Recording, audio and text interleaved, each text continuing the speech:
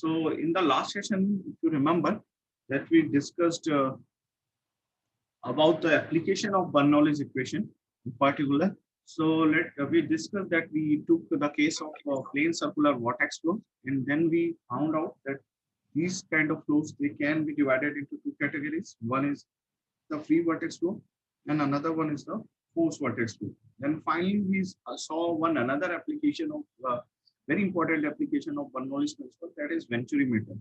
Okay, so we derived the. So remember, we took three different cases.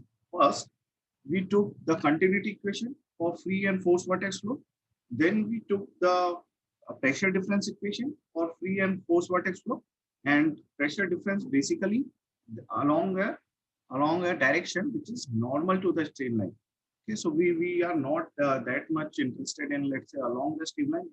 Because we along the streamline, we already know that the Bernoulli's principle that is going to remain constant, and we can simply apply those equations to find out this thing, the pressure difference, or let's say the velocity head, kinetic head, all these things, right? But it becomes important to see what is happening along the normal to the streamline, right? So we saw that if you take the case of a free vortex flow, then the mechanical energy, it remains constant in the entire flow field, right? So it doesn't matter whether you apply the Bernoulli's principle along the streamline or in a direction perpendicular to the streamline, right? So both will give you the same results. But in case of forced vortex flow, right, when you move along the streamline, the situation will be different. There you can apply the Bernoulli's principle.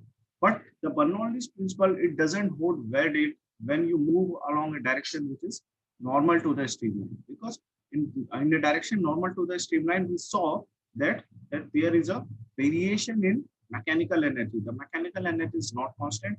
And if you remember, what is the reason for this? So simply the reason for this is that we are providing energy from an outside source to the flow field, right?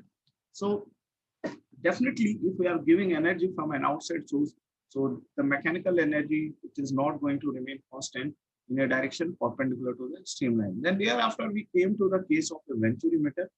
In Venturimeter, we saw what is the purpose of a Venturimeter. It is to measure the flow rate through a pipe, right? So in Venturimeter, if you observe, we saw that we generally take 2 points. That is one point at the entrance of the pipe, okay, where the fluid is just entering, and then another point we took at the throat of the venturi. Then between these 2 points, we applied the Bernoulli's principle and we calculated the discharge rate. So here, what becomes important? Here, this thing becomes important that between these 2 points, we generally install a manometer, differential manometer. Then we measure the difference in head, okay, in the manometric fluid on the two sides or on the two tubes of manometer. And then we use that head difference to calculate the pressure difference. Then we substitute this pressure difference into the discharge rate equation, and finally we calculate the discharge rate. So now, today we are going to, let's say, take some numericals onto this. So let us start today's session with some numericals.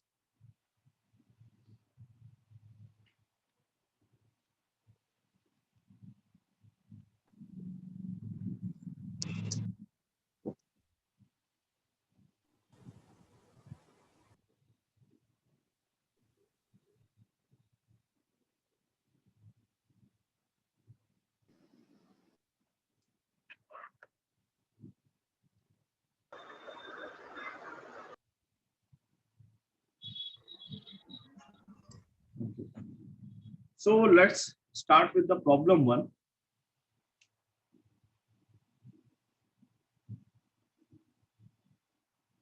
So we have been given, let's say we have been given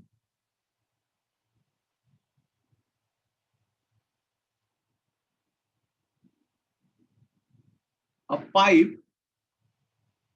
which has a bend at a particular point. So let's say this is our pipe and this is bending into this zone, right? So we have a pipe with a right angle bend.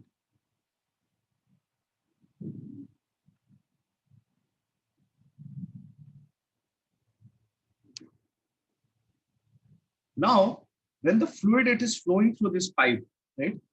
We are just assuming that the flow is steady, inviscid, and incompressible. So the streamlines will be parallel. Always remember that whenever you have a steady flow, generally the streamlines, they remain parallel to each other. Okay, so because we saw that in a steady flow, the Eulerian and Lagrangian approach to become the same.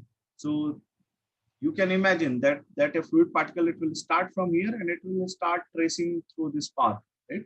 So you remember, if you remember the streamline and the path line, they are identical in case of a steady flow. So now your streamlines are like this, they are like this. Now, very important thing, okay, generally, if you have a steady incompressible or inviscid flow, or even if you only have a steady flow, so always remember that these streamlines, they will never cross each other. Two streamlines, they cannot intersect each other. So what is going to happen here? Generally, sometimes this kind of arrangement is also called as stream tube. Okay. Sometimes we call this as a stream tube. Okay, because if you go this, if you move along these streamlines, you will find that all these streamlines, they are never going to cross a particular region. They will be bounded within certain region. So we generally call this region as a stream tube. So now we have been given pipe with a right angle bend. Let's see what other things which are given to us. Center line velocity, or you can say the velocity at the center of this pipe. Center line velocity, that is given as 3 meter per second. Again, the flow field is free vortex flow. So this is provided to you. So very important thing to observe here.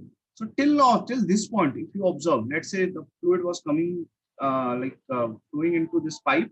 Until this point, if you observe, there was nothing, let's say like free vortex or forced vortex till this point. But as soon as it turned, the fluid turned around this bend, okay, then we can say that, okay, all these streamlines, they are behaving like concentric circles, right, at this particular bend. So we can say at this moment that, okay, this flow is behaving like a free vortex flow, right? Now, these things are given. Now, what you have to find out? First of all, you have to find out tangential acceleration.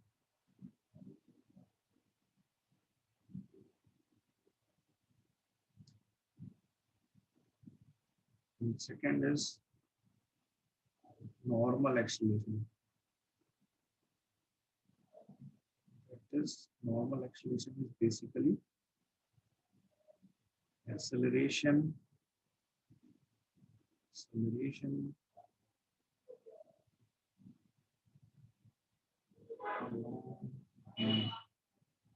radius. Okay. So now you have to find out, and now you have to calculate these two values. First of all, at inner walls. Second, at outer walls of the bend. Now let us see this. Okay. So first of all, let us come to tangential acceleration. So I am denoting the tangential acceleration with AS.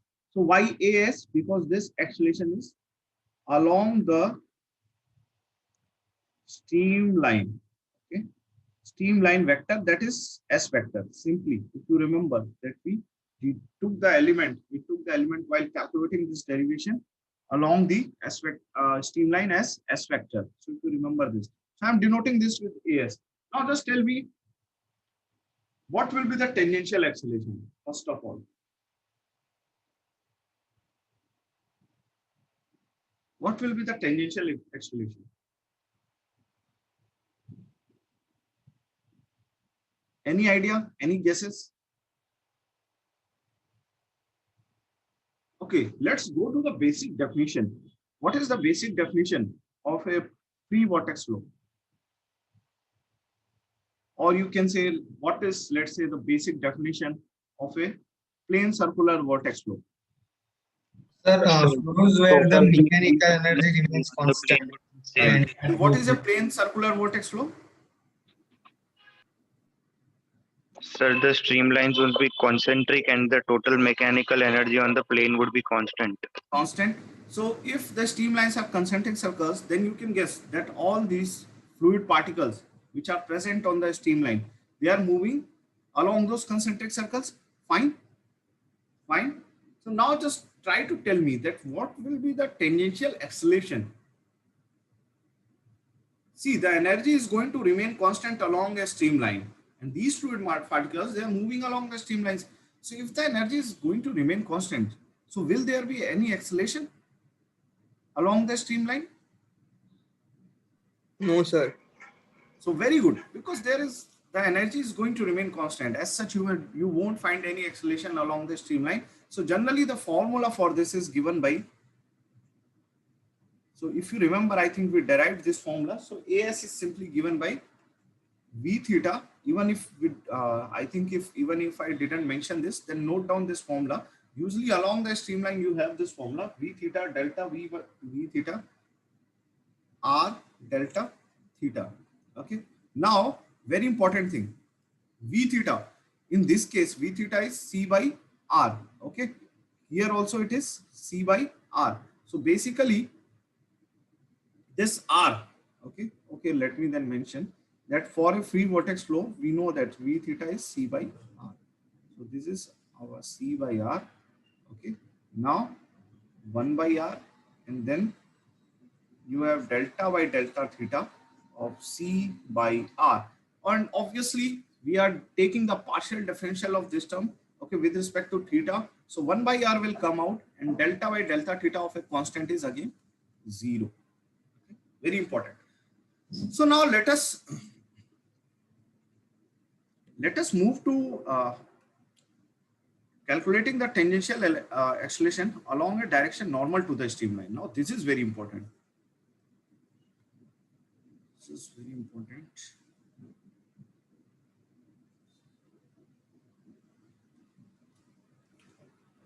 Now just tell me how to calculate this AN. I am denoting it with AN, right? So acceleration, or I am simply saying this as normal acceleration. That is acceleration along the radius of the flow field. Now just tell me, what will be the normal acceleration? How to calculate the normal acceleration? Sir, it will be V theta square by R. Very good. So AN is simply, okay, let me put a minus sign. Why I am taking a minus sign? Because this is centripetal acceleration, and it will be always directed towards the center of flow field. That's why you will find that if you drop a stick, or let's say if you drop a matchstick or any object, okay, within a vortex flow, so it will always tend to move towards the center, right? So it will be accelerated towards the center of this flow field. So AN is equal to minus V theta by square by R. Now we see that this normal acceleration, it depends upon V theta, as well as it depends upon what? This radius R. So that means we need to calculate this V theta. So let us see this, how to calculate it. So let us go for, first of all, acceleration at the inner wall. Okay.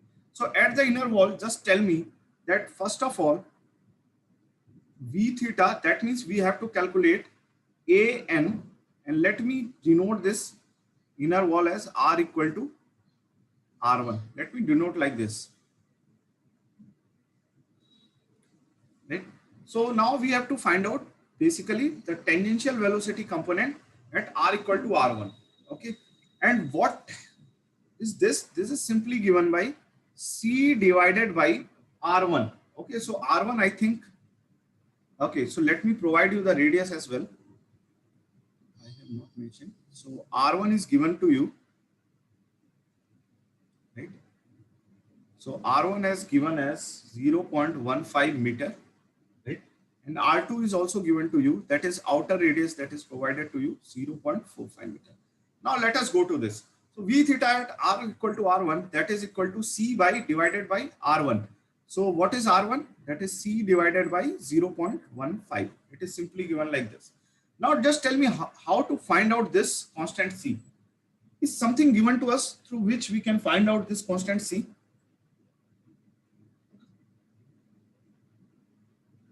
How to find out this?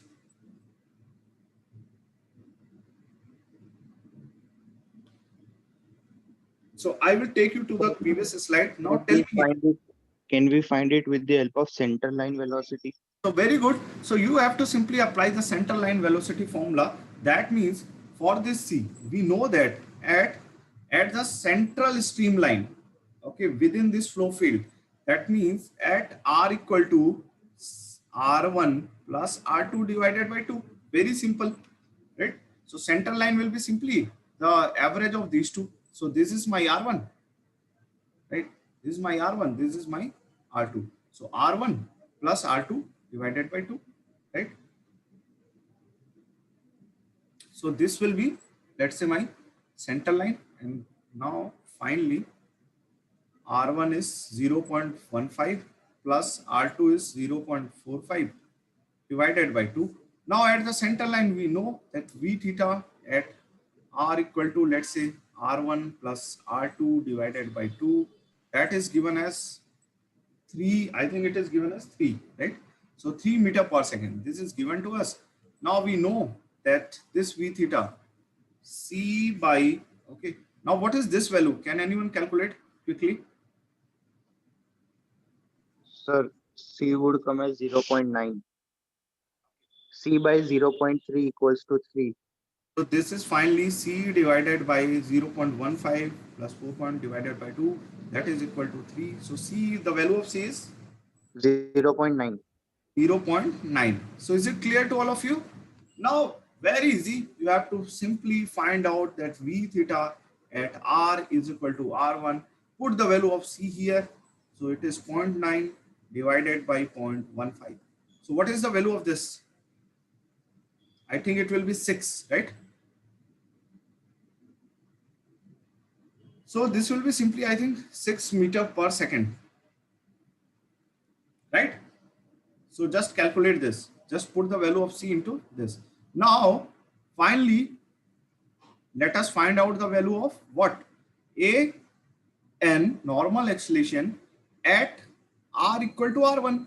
So this is simply minus V theta, okay, at R equal to R1 whole square divided by what? R1. So this is simply equal to minus 6 into 6 divided by, what is this? R1. So R1 is 0.15.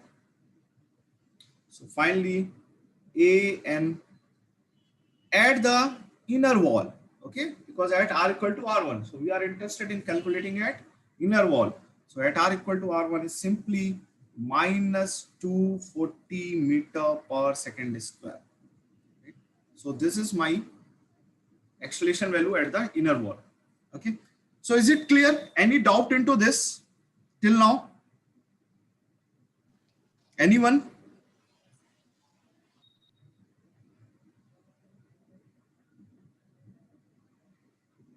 Is it clear to all of you?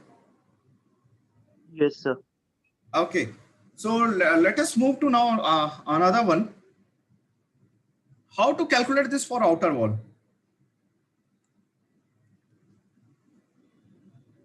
Now you can tell me quickly how to calculate this for outer wall.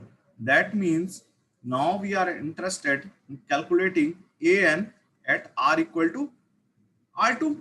Very easy.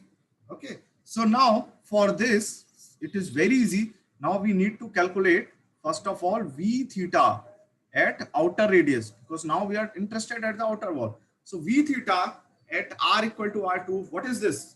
How to calculate this? It is very simple. C divided by R2. So what is the value of C? 0.9. And what is the value of R2? 0.45. Now it is simply, okay, 2 meter per second square. Oh, not sorry, per second square, 2 meter per second, right? Now finally, the acceleration value will be simply an R is equal to R2. It is simply minus V theta, okay, the tangential velocity at the outer radius, R equal to R2 square divided by R2. Minus 2 into 2 divided by R2, which is 4.5. Now this is okay, into 100. And finally, this will come out to be minus 8.89 meter per second square. I think this will be the value. So just check it. Is it correct? Yes, sir. Okay. Yes, sir. So now just tell me, till now, any doubt into this, that how we perform the calculation. See, ultimately we did it to find out the value of constant C. Once you have the value of constant C, you can do everything. You can calculate the tangential velocity at inner and outer radius. You can calculate the acceleration. Now let us note some important things, important points, right? So first of all, just tell me where the tangential velocity is greater, at the inner radius or at the outer radius.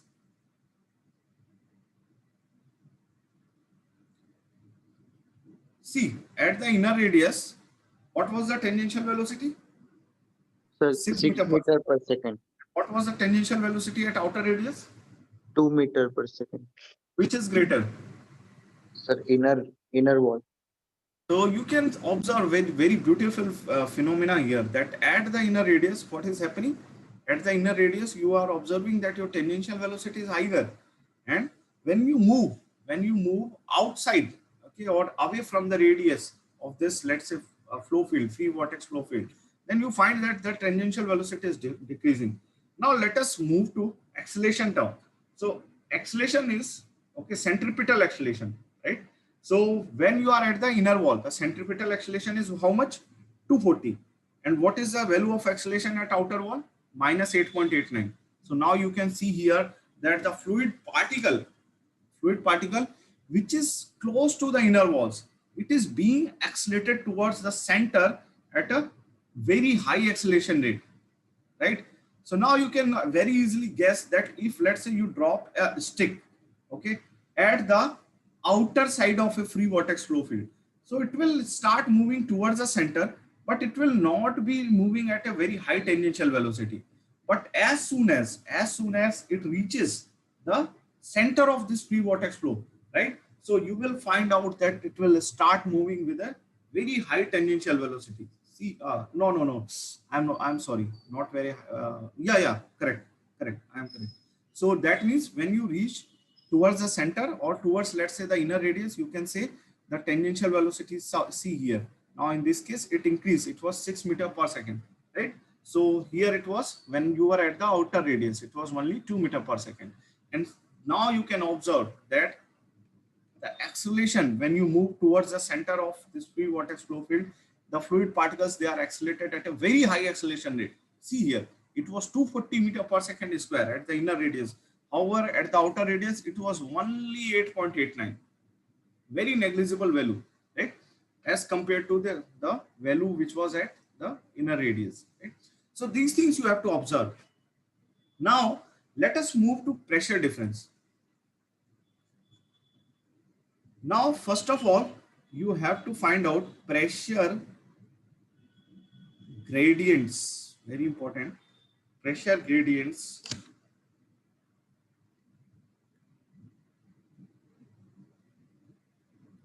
normal to the streamline, okay, at inner and outer walls. Now just tell me quickly how to solve this. Sir, V theta square by R equals to 1 by rho delta P by delta N. Very good. So what is this equation? What is the name of this equation? How we derive this equation? Tell me. So this is simply Euler equation of motion, right? So now we will apply the Euler equations of motion, okay, along the radius. Is it clear?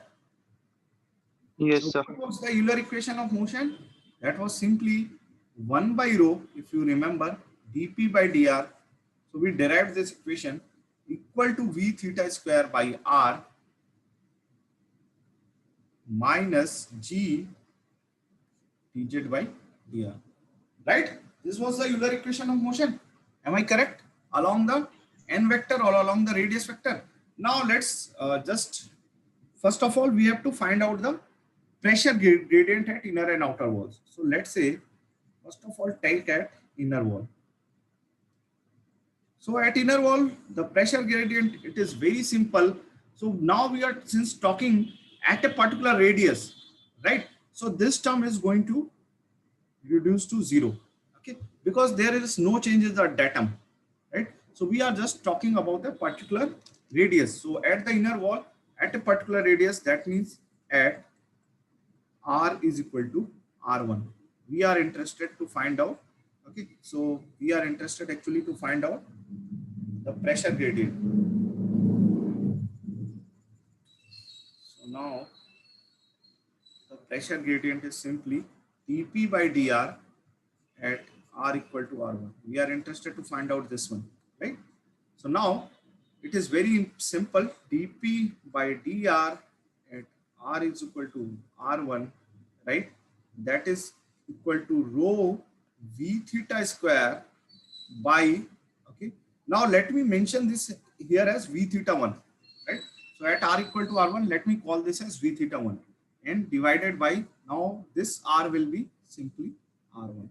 So now just can anyone calculate this quickly? So dP by dr at simply inner wall, that means at R is equal to R1. So rho, take it as a density of water. So that is simply 1000. So let us assume that water is flowing through that pipe. Now 1000, then V theta 1. V theta 1, that is the tangential velocity, okay, at the inner radius. So it was 6 square divided by R1. That is equal to 0.15. Okay. So can anyone calculate the value of this?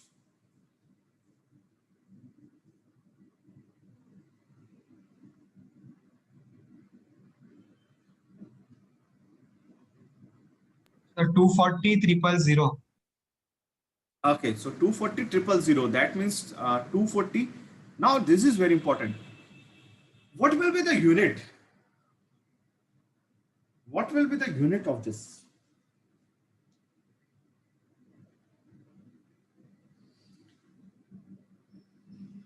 See, simply the unit of this Pascal per Bar per meter. meter, sir.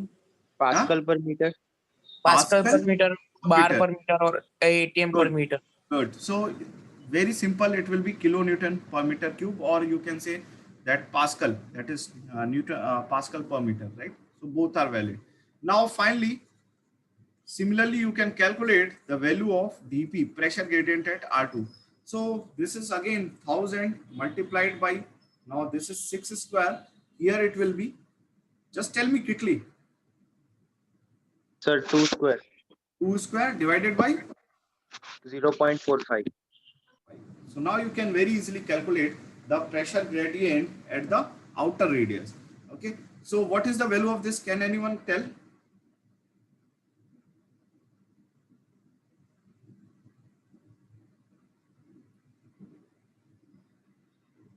Just tell me fast, quickly. 8.8 kilometer per meter. 8.89 kilonewton per meter cube. Now let me mention one very important thing here. Here if you observe what just happened, if you talk of the pressure gradient at a particular radius, that means you fix your datum. Let's say this is my pipe, okay, and I fix my datum. I am talking about inner wall. Okay. So I fix my datum. Now here, as soon as this term reduces to zero, so see, very interesting thing here, it's happening. So when you derived Euler equation of motion, okay, so what did you use there? Which law of physics you used there? If you remember, we used Newton's second law of motion, right? So what did it say? That the net force is equal to mass into acceleration. Now if you remember, while deriving this, we on the left hand side we took force per unit mass. What is this term? This is force per unit mass. And what is this term? This is acceleration. So which phenomena is responsible for accelerating the fluid particles? Which force is responsible? That is the actually pressure gradient, which is responsible for accelerating the fluid particles. Now if you observe, very beautiful thing is happening. Since the left hand side is simply the force per unit mass, So what is happening here? This pressure gradient is nothing. This is simply equal to this acceleration term. So if you compare these values, what are these? These are acceleration terms, right? And another very beautiful thing happening here, that these pressure gradients at the inner and outer radius, they are positive, right? So the acceleration was negative term, but these pressure gradients, they are a positive term. That means when you move away from the radius, then the pressure gradient, I think it is, the pressure is going to, let's say, decrease, right? That's why these pressure gradients, they are coming as positive. Okay. Now let us, you can further analyze this. You can make your own conclusions as well using these numericals. So now let us move to the third part. Now here I am interested not in the pressure gradient. Okay, here I am interested in calculating, let's say, the pressure difference. Very important. The pressure difference between inner and outer walls. Okay, so of the band. Now just tell me how to do this. How to proceed for this? We have to calculate the pressure difference. Again, we will use the same equation, right? So one way is 1 by rho dp by dr, that is equal to v theta square by r. Now just integrate, let's say, between two radius, that is r equal to r1 and r equal to r2. So we already have this rho as constant, that is incompressible flow, because water is already a kind of incompressible fluid, liquid. So this rho will remain constant. So now this is simply, let us integrate between these two points, dp by dr into dr, right? That is equal to 1 to 2 v theta square by r. Now just put here 1 to 2, v theta is simply c square divided by, okay, simply r cube dr. Okay, so let us put it dr here. Now just tell me, this is one way. You can find out the equation through this, and then you can calculate the pressure difference. Now just tell me, is there any other way? So this is one way. Okay, you just integrated the Euler equations. So what you did here, you converted the force terms into energy terms, right? To find out the pressure difference. But just tell me, is there any simpler way? Can we apply Bernoulli's equation? Very good. So you have to simply find out, apply the Bernoulli's equation, right? So for Bernoulli's equation, what you need to do? P1 by rho, right? Plus V theta 1 square, V theta 1 square divided by 2g, rho g, let us say, plus Z1, okay? That is equal to simply P2 by rho g plus V theta 2 square by 2g plus Z2. Okay, so this is my inner side, that means inner radius, point number 1, and that is my outer radius. So very simple.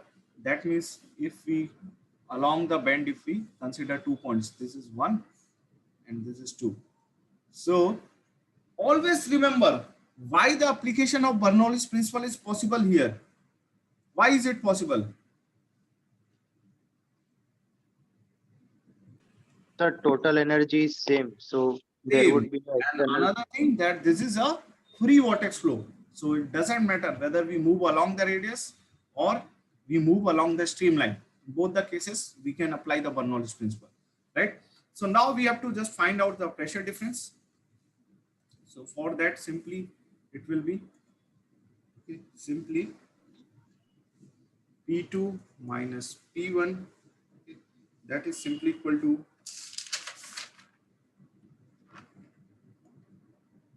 okay, one more thing here, right? P2 minus P1, okay, is equal to P2 minus P1 is equal to, okay, so rho g, we, or simply put it here, sorry, P2 minus P1 divided by rho g is equal to V theta 1 square minus V theta 2 square divided by 2g, right? plus Z1 minus Z2, right? So now you have to just find out this difference. Okay, let me call this as delta P. Now, first of all, see, the datum level is not given to us here. But if you observe that if we, let's say, take this datum here as Z1, right? If it is given to us, right, then very good. But if it is not provided, then if you observe this here, the difference between this Z1 and Z2 is not very high as compared to the pressure head and the velocity head, right? So we will simply ignore this, right? So here finally, so if it is provided, then you have to take it. If it is not given, then just simply ignore this. So this term will be 0, and finally delta P will be simply this cancel out, rho by 2, right? V theta 1 square minus V theta 2 square. So this is rho is 1000 by 2 multiplied by V theta 1 is your, here tell me the value. What was the value of V theta 1 at inner radius? 6 square minus 2 square. Okay, so P2 minus P1, that is equal to simply 500 multiplied by 36 minus 4. Just tell me the value of this quickly. Sir, 16 into 10 to power 3. Okay, so this is 16 kilonewton per meter square, right? Because this is pressure, right? Now just tell me one thing here. Where you are finding the pressure is more? At the outer radius or at the inner radius? Outer radius. Okay, so now you can observe that the thing is that what is happening, that as we are moving, okay, as we are moving towards the outer radius, we observe that the pressure is increasing. Okay, okay, so I think that's why the pressure gradient is positive. So just now actually I missed this term. I said the reverse way. I said the pressure will decrease. So I am sorry, because the pressure gradient is positive. That means it is going to increase. I am sorry, right? So now the pressure at the outer radius, if you observe, that is greater than the pressure at the inner radius. So in a free vortex flow, if you observe that what is happening, if you drop let's say streak at the somewhat, let's say on the outer side of free vortex flow, so there you will, this stick, it is going to experience much more fluid pressure as compared to the, let's say, situation when you drop the stick at the inner radius, right? But can anyone guess like what is just happening? Let us say, very important thing, let us say we say that in a free vortex flow, this term, okay, this term is going to remain constant. Okay, so this is our observation in a free vortex flow. So now can anyone tell why is it happening that the fluid particles, they are experiencing less pressure when we move towards, let's say, the center of free vortex flow? Can anyone guess? Sir, the velocity increase, Velocity is so the increasing. So pressure would see, adjust accordingly. right. So very good. Now see, very beautiful thing happening here. So that means what is happening? The velocity head, if you observe, when we move towards the inner radius, so the velocity was, okay, higher, right? So that is the reason. So there is a exchange of energy. There is an exchange of energy, okay, between these two terms. That is the pressure head and the velocity head. So these energy interactions, okay, they are causing the pressure to decrease when we move towards the system. So that means if the pressure energy is decreasing when we move, let's say, towards the center, then this kinetic energy should increase. So this is the reason that as soon as the matchstick or anything, it comes close to the center of a free vortex flow, so it starts rotating with a very high velocity, its kinetic energy increases and the pressure energy, that is going to reduce, right? So I think now this numerical, it cleared many of your concepts. So now let us move to another numerical. Now let us take the case of a force vortex flow.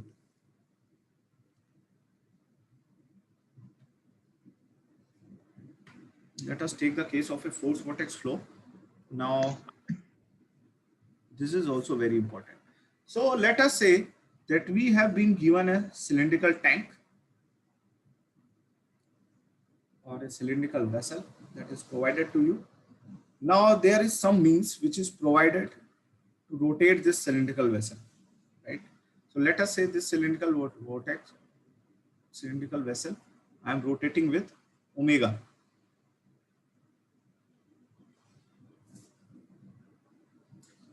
So now this question is actually very beautiful question.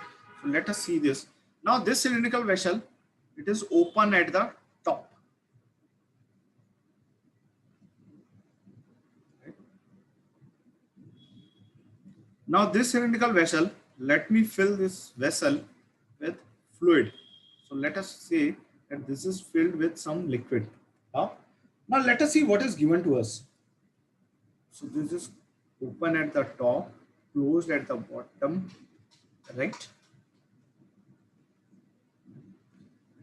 So first question, first problem, right? Height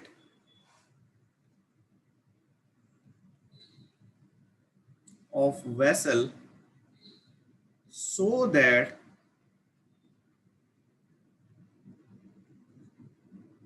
the liquid just reaches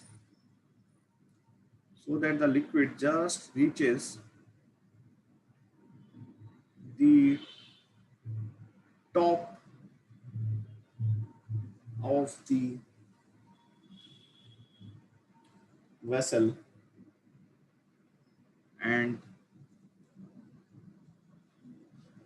begins to uncover the base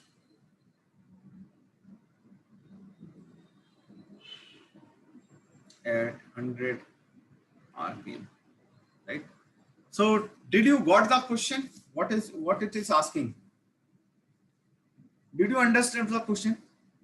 See, you have been provided a cylindrical vessel. Now he is asking that, let us say I am rotating this cylindrical vessel at 100 rpm. Okay, so let us say this omega is 100 rpm. Now what should be the minimum height of vessel, okay, so that the liquid just reaches the top of the vessel and begins to uncover the base? So first of all, just tell me, why is it happening that this is uncovering the base? Okay, so let me discuss this situation. It is very simple. Now we are providing the energy from an outside source.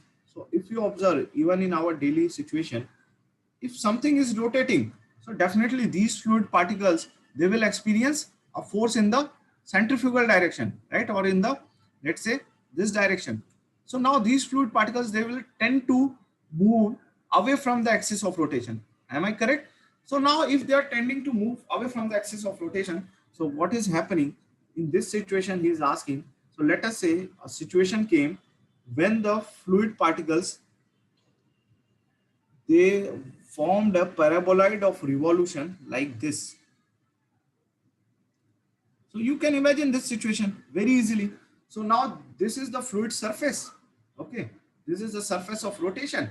Now he is asking, what will be this height h when this fluid it just started uncovering the base. Uncovering the base means it has just started to actually uncover this portion. So that means that your fluid surface, okay, the free surface of the fluid, it acquired a position like this.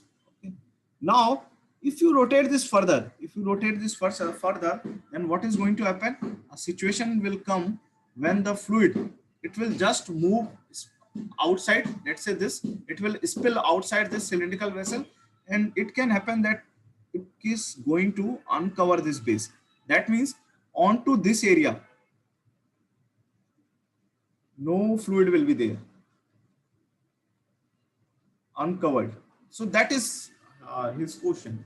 Okay, so is the question clear? First of all, let me just tell me, is the question clear to all of you?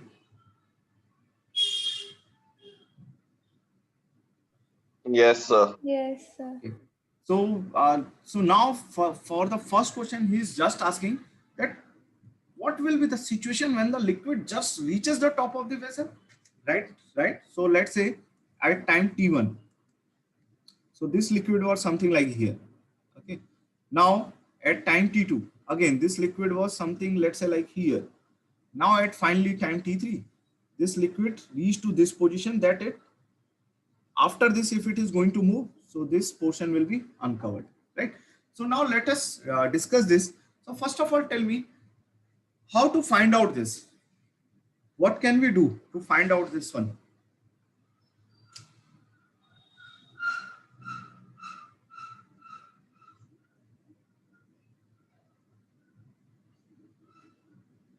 how to proceed for this.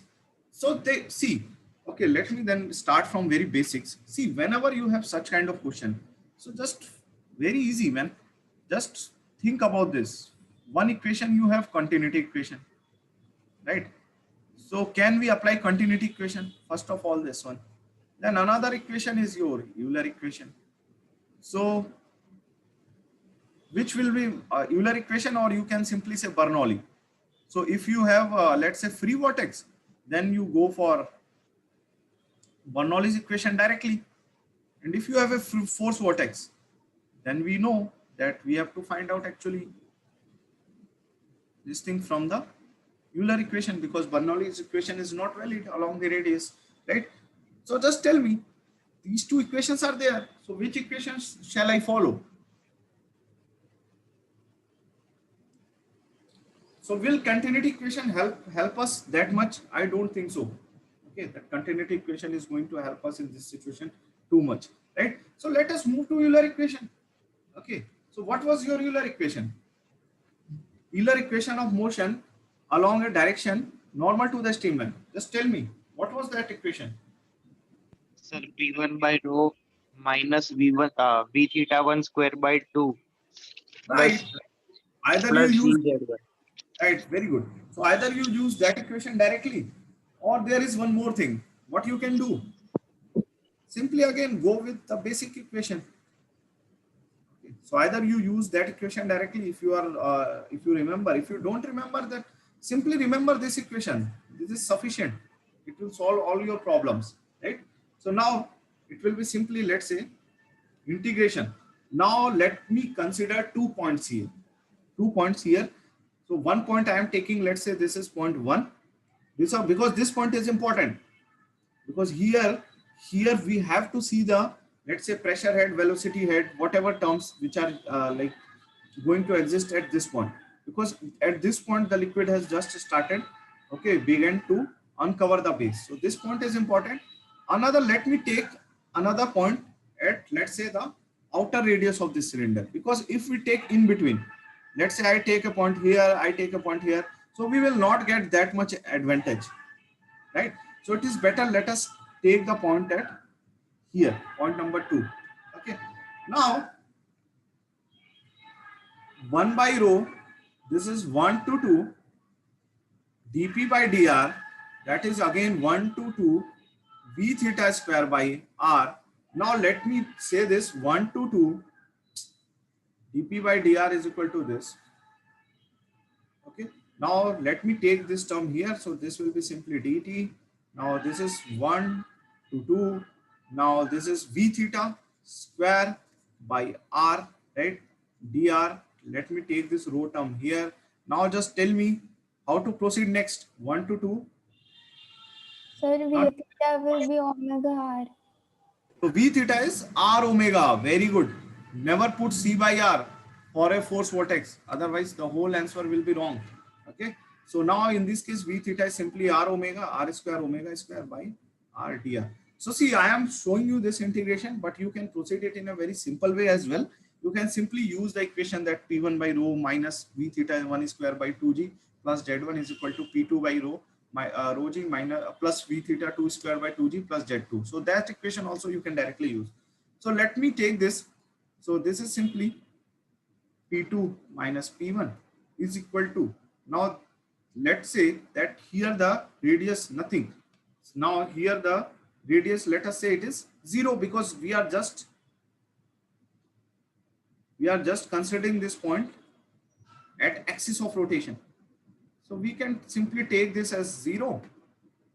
Okay, and this will be simply 0, and at the outer it will be r, and finally we have r omega square dr. Now just integrate this. So this will be rho omega square r square divided by.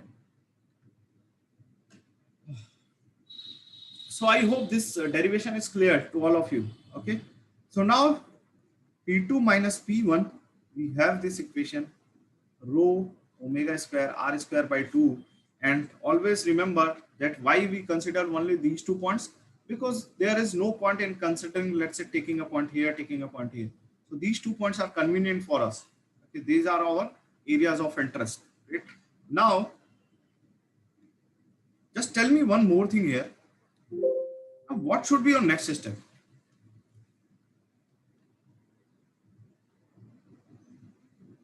Any idea? What should be your next step?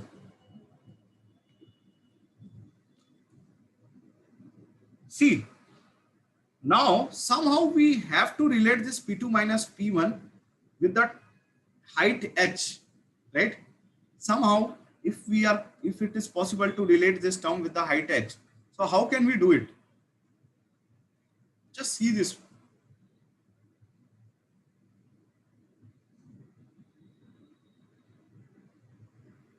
Sir, it would be simply rho g h. Yeah, so very good. So there is nothing. See, when this is the situation, then we know this P1 is nothing. That is simply equal to P atmospheric, right? This P1 is nothing. Here the pressure will be atmospheric pressure, and this is P2. So P2 is, let's say, here at this level the pressure is again atmospheric pressure. So P2 is again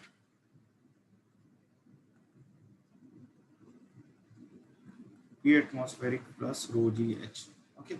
So finally you will have rho gh, that is equal to rho omega square r square by 2, and finally this rho will cancel out. So h is omega square r square by 2g. And if you remember, now here I am going to mention very important thing. If you remember, when I discussed that the surface of a fluid in a free vortex flow, it will be a paraboloid of revolution. So what I just said, that this will be given by z1 minus z2, something like this, omega square r square by 2g. I provided you this equation. So now instead of doing this much, I can like simply taken out the I could have simply taken out this equation as well. So z1 is simply nothing. This is your h. Z2 is 0 because we are talking, let's say, about the bottom of the tank. So this will be omega. Now this is simply r because now we have moved to outer radius. So r square divided by 2g. So I could have used simply this equation as well. But just to understand this, to make the things more clear, if you go this way, then that is also good, right? So now h will be simply equal to, okay, omega is simply 2 pi n 100 divided by 60 square. R is simply 0.3. Okay, this is given to you. So radius is given, 0.3 is square divided by 2 into 9.81. So can anyone tell what is the value of this h? Just try to calculate and figure out the value of this h.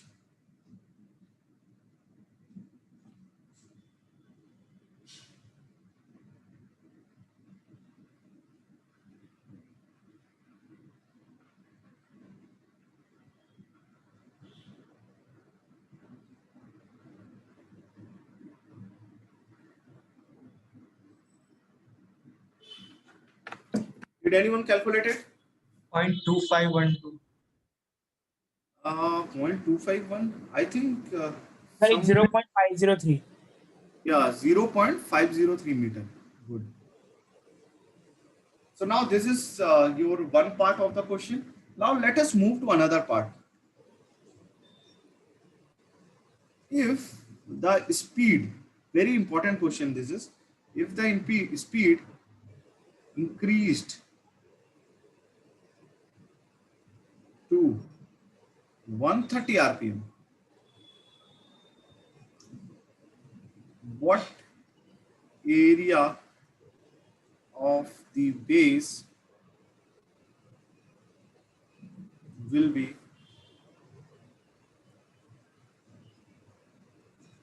uncovered? Just tell me now how to solve this one.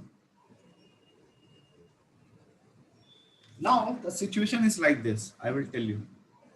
Situation is like this. Now he increase the speed, let's say from 100 rpm, increase the speed to, let's say, 130 rpm.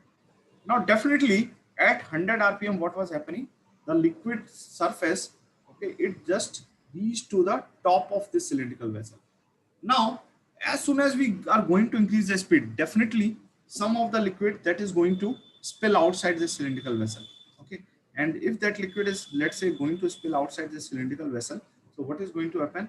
So this will be the new surface of revolution. This will be the new free surface of fluid, like this, something like this, right? Now he is just asking the area uncovered. So how to proceed for this? Sir, Asan, that we is know that the maximum height cannot change. right, right. After that, So using the same equation, we can find the radius and then we can find Yes, the sir. area. So we so know the height. Now we can find the so radius here by using omega. very good, very good. So now tell me which 2 points shall I consider?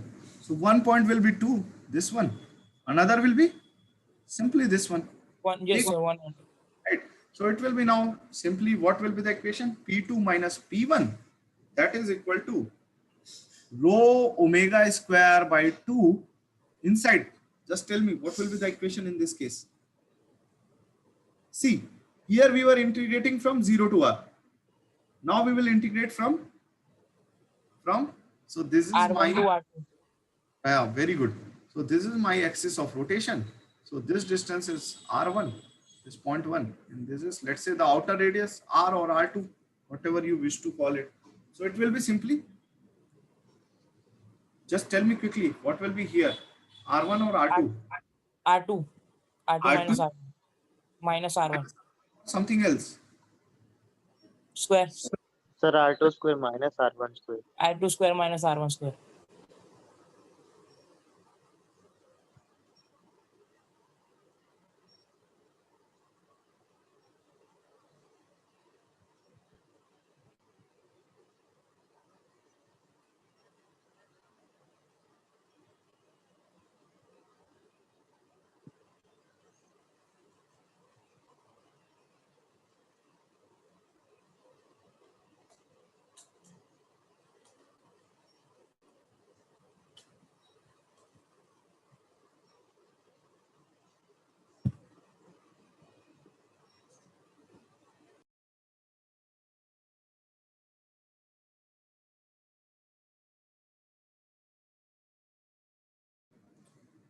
Okay, so now is this clear to all of you?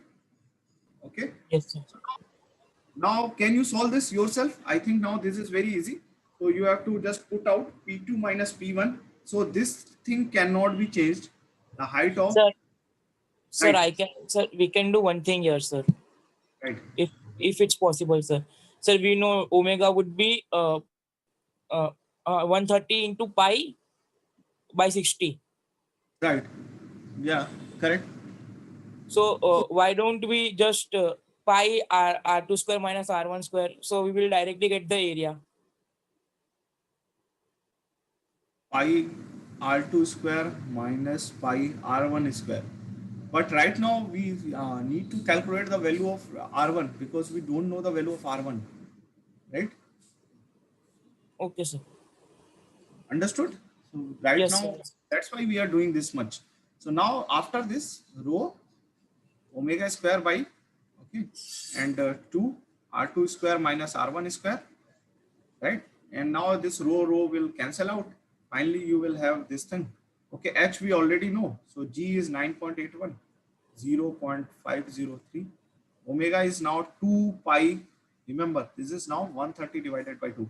So see, the height h, it is not going to change now because we know that this is the maximum height when the liquid just reaches the top of the cylindrical vessel.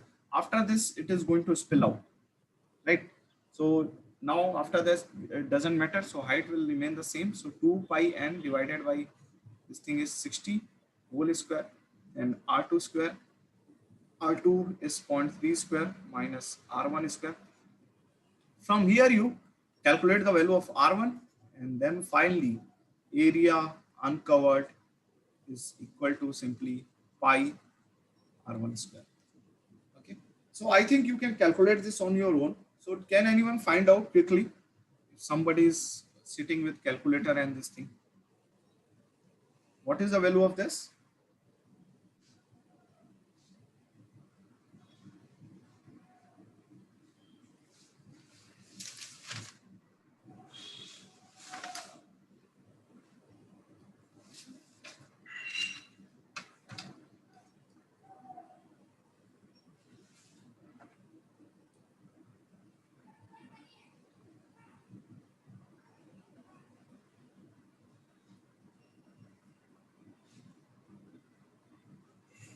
Can anyone calculate what is the value of this? 1 second, sir.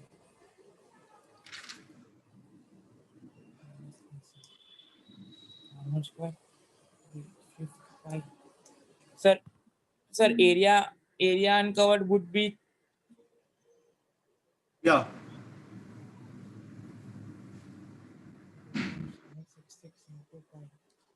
2.406, around 2.406. 0.406.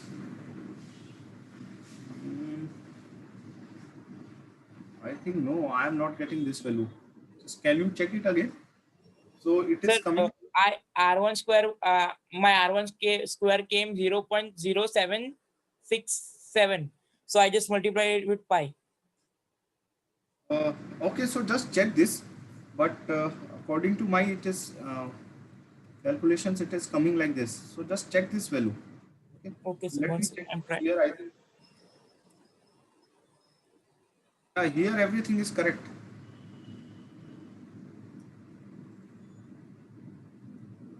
So just check this, right? I am getting this value. So just check your calculations once again, right?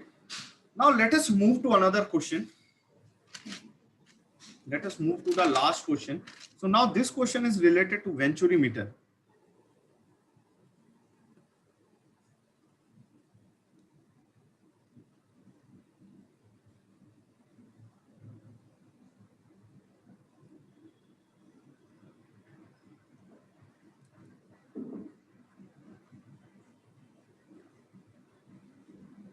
Very important question.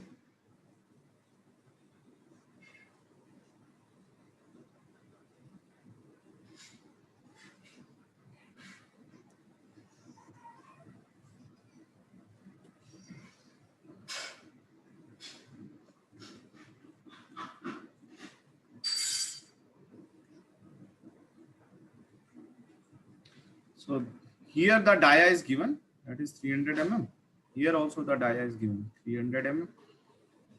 Now what we did, we actually connected a manometer at these points. A differential manometer we connected.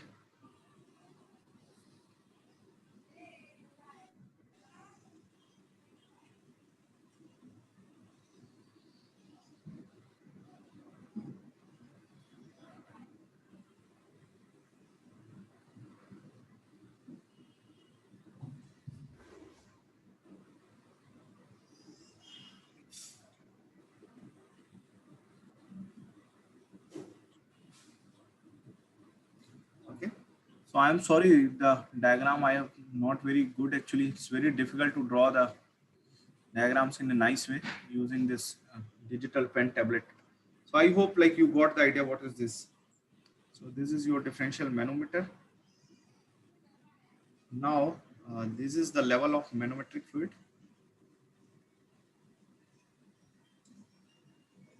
Into this one.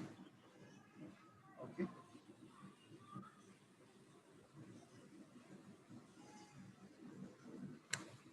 So this is the level of manometric fluid.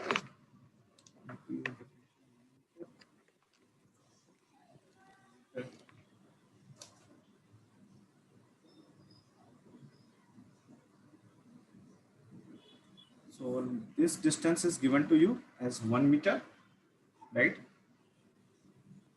Now you have to find out actually the discharge rate through pipe is given, right? So the discharge rate is given, discharge rate, or you can say it as, let's say, flow rate. Some people call it as flow rate, some call it as discharge rate. Both are the same. Now density of fluid I am directly given. The density of manometric fluid or sometimes we also know, you all know this, that we also call this as gauge liquid.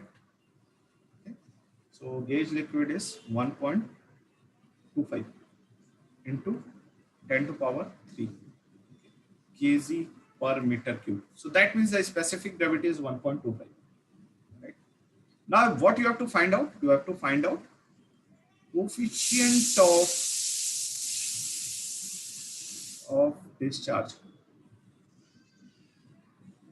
Coefficient of discharge. Okay. So can you do this? Can you solve this problem on your own? How to proceed for this? Anybody? See, one way to solve this problem is you directly use the formula I provided you. But in case if you don't remember the formula, then what you can do?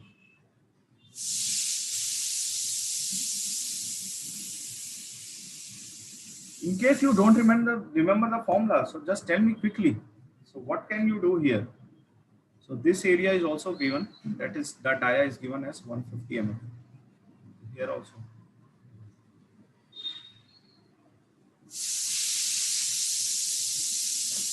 So just tell me quickly. One way that, okay, I will directly use the formula. I derived one formula, if you remember in the last session, V2, V1, something like that. Right? But if I don't want that, okay, I have to remember the formula. Then what is the solution to this? Sir, we Can can we use Bernoulli Sir, equation or continuity equation. Yes, sir. You just apply the Bernoulli's equation. That's it, right? So now which 2 points shall I take? Shall I take any point here? Yes, sir. Think about it again. Or shall I take a point here? Sir, here. Okay, so Yes, my manometer is connected at this point, so I will take 1 point here. Another point, where should I take? Here or here or here or where? sir. Yes, sir. Yes, just at the throat. Okay, so we will take another point just at the throat. That means we are simply taking the point where this manometers are connected. If this manometer pipe, let's say it is connected here, so we will take our point here. If this manometer is, let's say, moving here, so we will take our point here. Okay, so what is the solution? Now you have to simply apply the Bernoulli's equation. So that is P1 by rho g plus V1 square by 2g plus Z1, right? So now Z1 and Z2, Are same, so we can. so we can ignore that, right? Yes, sir. Because points 1 and 2, they are at the same datum level. Right? So now we have simply, okay, so what we are actually interested to find out? We are interested P1 in minus the P2 discharge minus rate, P1. right? So we are actually interested to find out this one. This V2 we are interested to find out, right? So we will take the V2 term on one side. So V2 square by 2g, okay, that is equal to P1 minus P2 divided by rho g plus V1 square by 2g.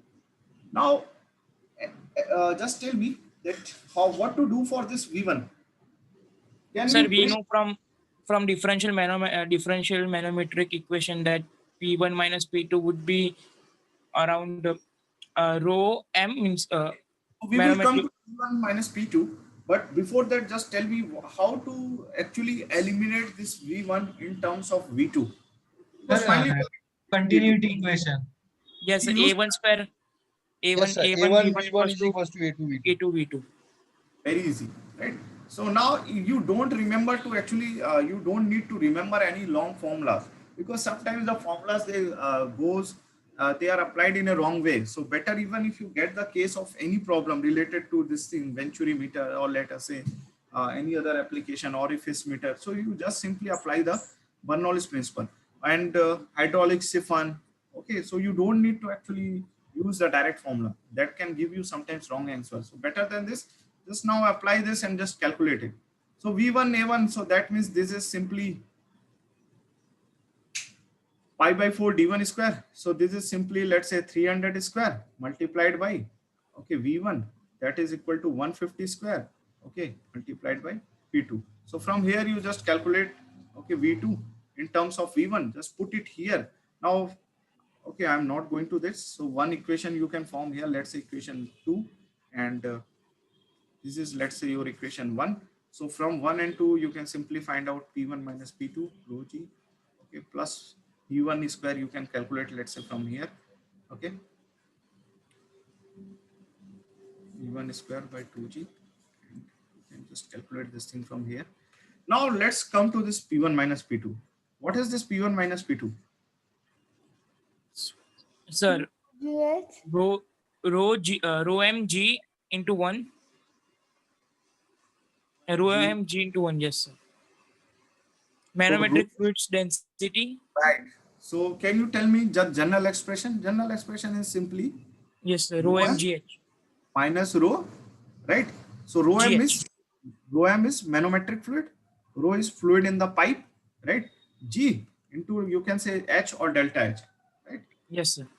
Now this is simply rho m minus rho. So rho m is 1.25 1.25. minus 1 into 10 to power 3. 10 to power 3 I am taking outside, 9.81 multiplied by 1. Okay, so you can simply now calculate. Okay, now Q theoretical, very important thing I am mentioning here. So what is the theoretical discharge rate? So theoretical, What is the discharge rate? Theoretical discharge rate. It is simply the discharge of, let's say, water through this throat, right? So theoretical discharge rate is what? Now this is very easy. Just tell me. So Q theoretical will be simply the discharge through the throat of Venturimeter, that is A2 V2, right? So now you can calculate V2 from here. Okay, you can use equations 1, 2, 3, 4 to calculate V2. Now once you calculate V2, just calculate the theoretical value. And now what will be your coefficient of discharge? How to sir, find out? sir, it would be Q uh, This will be simply actual Q upon Q theoretical. Yes. actual, Q theoretical. So Q actual is given to you. Q actual is what? 0.037. So the discharge rate which is provided to you, this is the actual discharge rate, and the theoretical you calculated from here. Just put the value, and finally I will tell you the value is coming as 0.976, something like this. So you can just calculate it. Okay, so this is one thing. I think the calculations, everything are easier. You can do it on your own. But let me come to this equation. Let me come to this equation. Now I want to actually resolve this equation further. Okay, so because there should be no confusion into this. So let us say if I am not using the direct formula, okay, and let's say I connected multiple, let's say, manometers, a manometer which is consisting of multiple tubes instead of just two tubes. Okay, so though we know that although the formula for even for multiple tubes, it will be equal to rho m minus rho g delta h, but still let us say if we filled, let's say, some another fluid here as well, if it contained two fluids, so in that situation I don't want to use the direct formula. So in that case, what can I do? So let's say this is my height z. Now just tell me how to form the manometric equation. This is my height z. Just tell me. So we will go step by step from point Yeah. So, 1 so to what 5. is the equation? Now we will move from one side and we will go to other side. So what will be the manometric equation? So this is, I'm just taking a precaution because I don't want to get confused using the direct formula that can sometimes provide me wrong answers, right? So in case the differential manometer, let's say it is consisting of multiple tubes or two liquids, two different or three different liquids, right? So I want to use the manometric equation simply. So now tell me what will be the first term. So this height, first of all, in this situation, just consider this, the minimum meniscus level. Now at this meniscal level, you take axis or you draw a straight line, and then you just measure the distance between this straight line and this central line. So take this distance as z. Now just tell me quickly that what will be the equation. Let's us start from this side. So first term will be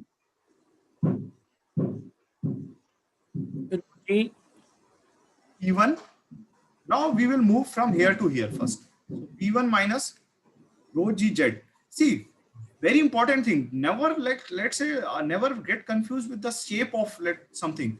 So the shape, even though here you see the shape is different, and from here it is a tube. It doesn't matter. It will always be P1 minus rho gz, right? So first term will be this. Then what will be the next term? So then both the terms will cancel out. Then we can directly Sir, yes, sir. Rho of rho m g yes, into Very good, very good. minus. rho m g into 1. OMG into 1. 1. So these are going to cancel out. Now this effect will cancel out this effect. So only thing which we have is this one, right? So rho OMG 1. Then if you move to this Then side again, this will Rho cancel. g1 Then you have plus rho g1. plus rho G. G1 plus Z. Oh, Z very good. plus So 1 Z plus 1. Then equals to P2. equals to P2 or simply minus P2. Minus P2 equals to 0. Yes, sir. Finally, you will get the same equation, but I will recommend that use this. It clears your concepts as well. Okay, so this is one question on Venturimeter. Let me take another very interesting question on Venturimeter. Let me first see the time. So today, let me take 5 minutes of yours, right? So because right now we are lacking too much in syllabus. So let us take another question. That is also a very beautiful question. So I will not take too much time here. I will just tell you quickly. So again, you have been given a Venturi like this.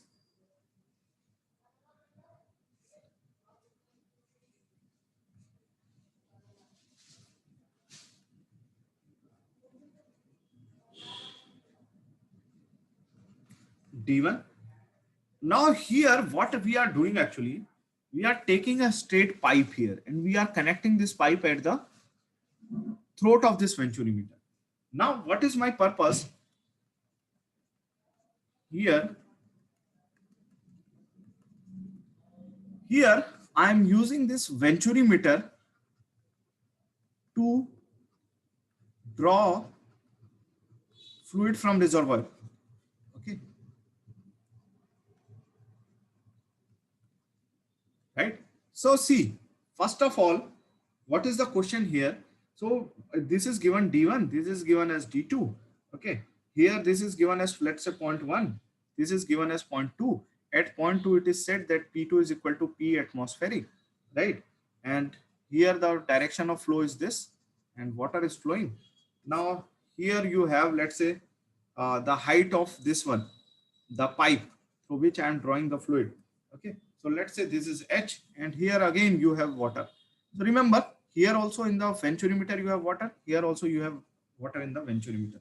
Now, very important thing he is asking that what should be the exit velocity V2 so that the fluid can be drawn from reservoir, can be sucked from the reservoir. So first of all, just tell me. So I will just leave you with this one. So first of all, how to approach this problem? So first of all, we have to P1, P2. So simply apply the Bernoulli's equation and equation of continuity, nothing else, right? Sir, we So just have to make sure that the pressure difference is maintained. Right. So the pressure difference is maintained. You have to make sure this. So you already have these two equations. Okay. So you can use these two equations, but besides this, there should be one more equation. First of all, see, if you have to draw the fluid from this reservoir. So first of all, just tell me that where the pressure should be greater, here or here? Sir, D1 at point D1. Think about this. Where the pressure should be greater. See, if you have to suck the fluid from the reservoir, so here you need to create a vacuum, right? At this point, something like that. You need to create a space, or let's say you need to create a pressure difference basically here. So actually, that in this case, what is going to happen that your P2 minus P1, it should be greater than equal to, right? So see, P2 should be greater. Okay, here the pressure should be lower, then only the fluid will come and it will fill this space and it will tend to equalize the pressure. Okay, right? Am I correct? So this P2, that means the pressure at 2 should be greater than 1. We have to always maintain this pressure difference, and this pressure difference should be greater than equal to, now just tell me what should I, PATM, huh? PATM because sir at reservoir is open. No. See, PATM we already considered, na?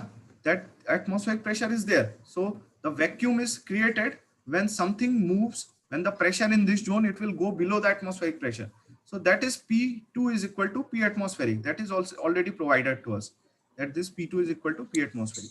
So P atmospheric minus P1.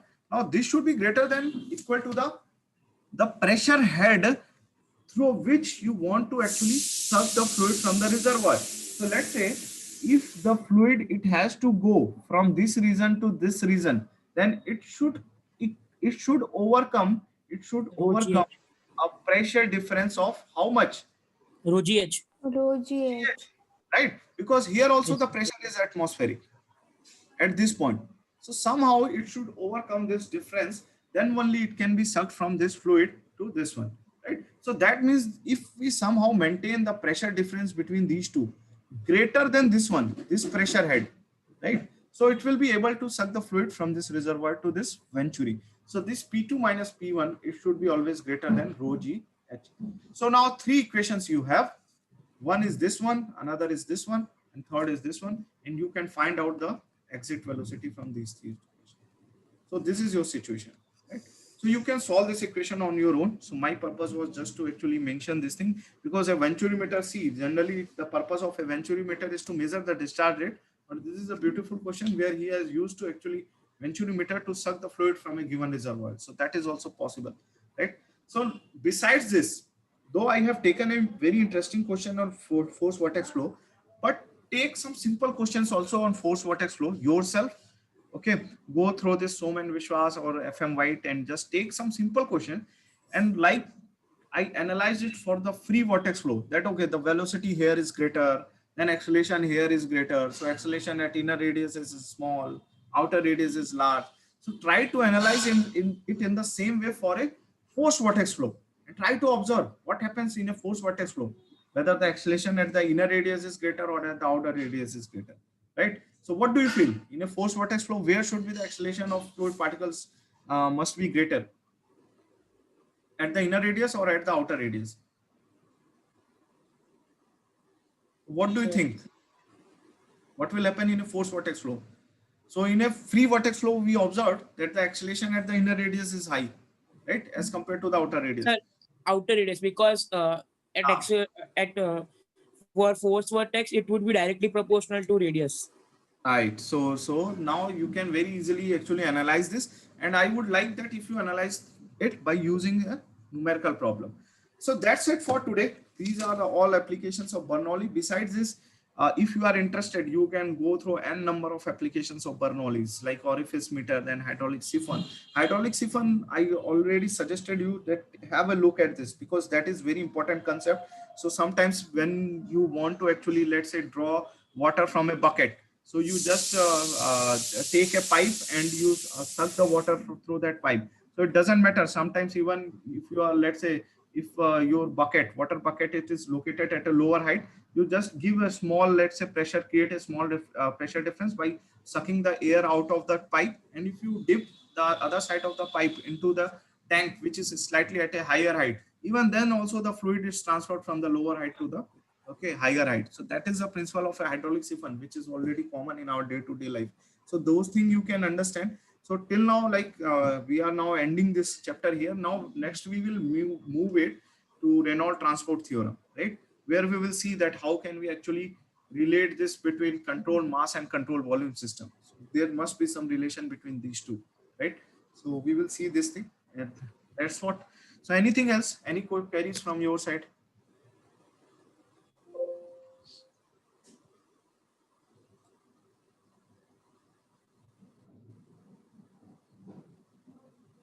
Any queries?